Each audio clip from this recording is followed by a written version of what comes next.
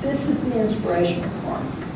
This is the part where an effective leader gives people something to believe in despite it all. In other words, our vision, I said, was much bigger than this institutional moment. It is the same thing that framed the moment and why to this day we quote Martin Luther King's "I Have a Dream" speech.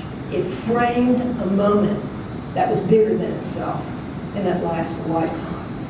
For us, symbolically speaking, my job was to model and to say that it wasn't the end of the world for our institution.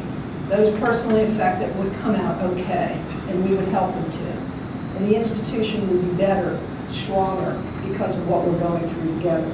I use the symbol of crisis in the Chinese sense. The Chinese have this wonderful way of showing the word crisis. They take the character for danger and the character for opportunity and put it together.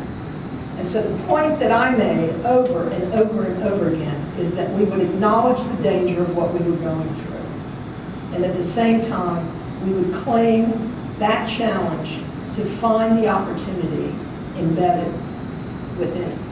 I wrote an op-ed piece that the paper, the local paper, was good enough to publish that weekend that made the same point and used the same symbol. I didn't gloss over the damage done, but nor did I minimize it. And on the cover of our annual report this year, for that year, was in Chinese, crisis. Along the way, symbolically speaking again, it was important to maintain a vision for the future. Then more than ever, and focus on it, while acknowledging the seriousness of this situation. Building community events were important. The one thing we didn't touch that I wouldn't have cut, awards and recognition programs, professional renewal activities, socials. A lot of leaders go right for those immediately and cut those before they cut anything else. We didn't cut any of that. In fact, we built the professional development budget. And that held true pretty much in my career all the way along. As a leader, I try to exude confidence on the worst of days, if you know what I mean. I used quotes. I'm an English major, what you expect? Like Johnson's, to improve the golden moment of opportunity and catch the good that is within our grasp is the great art of life. And we held true to the strategic plan we had for moving forward. The result? We ripped 5% of the full-time faculty and staff and had executed the first layoffs ever in the history of the college. We reduced the academic divisions by 1. Faculty, on their own, suggested cutting their own salary in the summer. They did that. And they had a deal. The deal with me was when times got better, then I would prioritize moving the salary back up, which we did. We discontinued one academic program. We recovered about $1 million, which gave us a contingency reserve and restored balance. All unprecedented actions. And it was a 5-month process to get us through it. Overall, I was immensely pleased with the outcome. The process fit our culture. It even brought us closer together. And to be honest with you, I have a bond with that institution that's still there some 15 years after leaving. I'd not have done a thing any differently.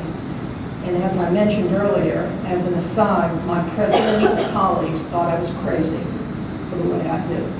Another aside, and I had a model to apply for other leadership things in my life, and a critical understanding of the interplay of all 4 frames. In other words, I know now why that process worked.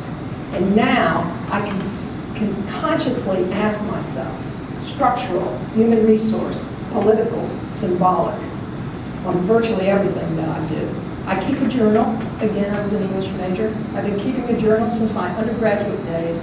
I have not missed a night when I've written in that journal.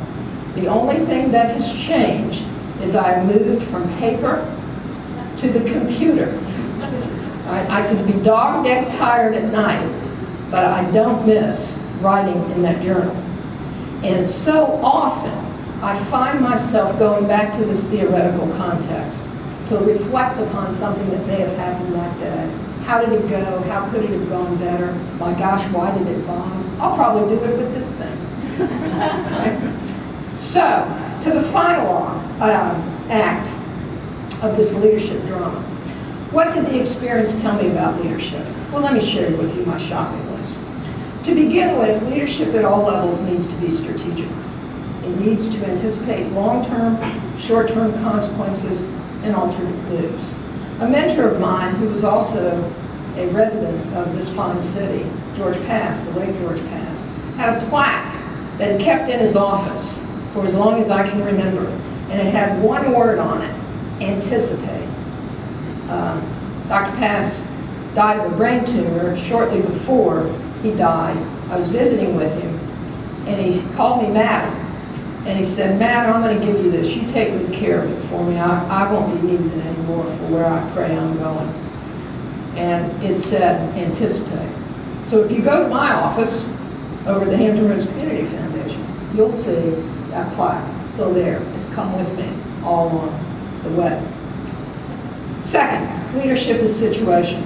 Leaders need to have a firm grasp of structure, of the human resource component, of politics and symbol. Successful leadership of all ilks, in my judgment, is capable of moving in and out of those four frames. Very comfortable moving in and out of the four. And usually, if a presidency fails, that presidency often fails because they may have been great at one, but they got stuck in another, and they couldn't move to fit whatever the times were. Third, leadership must be rooted in institutional organizational culture. In other words, what works one place might bomb in another, all because of culture. Thus, leaders need to know the culture of the place they lead, and they need to buy into the culture, even if there are pieces of it that they want to change or they don't like. Leaders often don't figure that out. Indeed, experience has taught me that the most enduring institutional changes come from within the culture, not at odds with the culture.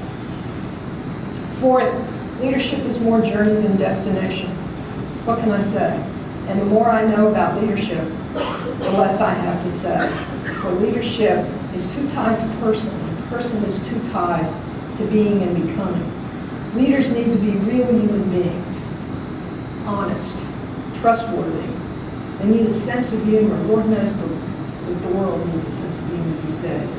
A leader needs to know her non-negotiables, what she would lose her job over if it came down to it, what she cannot bend on no matter what. You demonstrate to others what's important by how you spend your time and money, by the priorities on your agenda, by the questions you ask, and the people you see. To personalize it a little bit more directly, I know I'm a better leader today than I was back in the early 1990s when I was 37 years old, or when I assumed my second presidency in 1998. And I hope I'll be a better leader 5, 10 years hence than I am right now. Leadership is a journey. Fifth, leadership is more powerful when you give it away, when you share it. How can something so obvious be missed by so many people? Another mentor of mine from long ago, a man named Gordon Davies, once commented that leadership is a funny thing. As soon as you get it, you got to be willing to give it away. He's right, you know, and there are all kinds of ways to give away power. By encouraging strategic risk, by delegating, by mentoring, by allowing for failure, and venturing outside the box. Sixth, leadership at its best is a web rather than a hierarchy, with the leader in the center of things rather than at the top.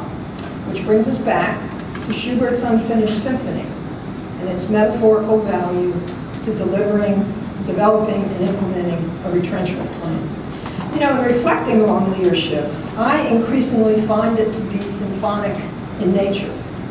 It requires both art and skill, and is highly, highly dependent on the talents and skills of others, while simultaneously calling for the focus, the vision, the direction of one.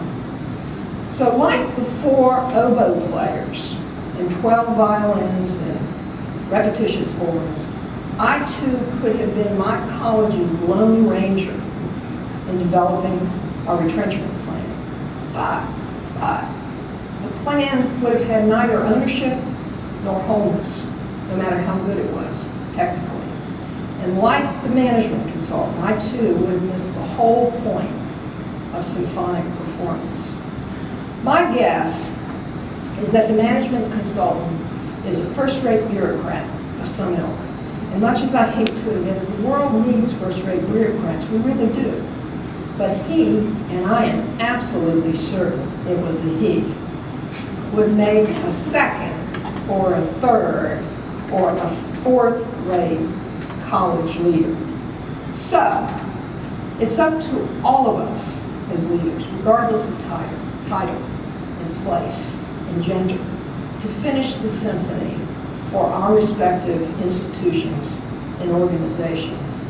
And that, my fellow travelers, is the real joy and challenge of the leadership process. To all of you, I wish you the best of leadership journeys today and always. Thanks again for giving me the opportunity to be with you.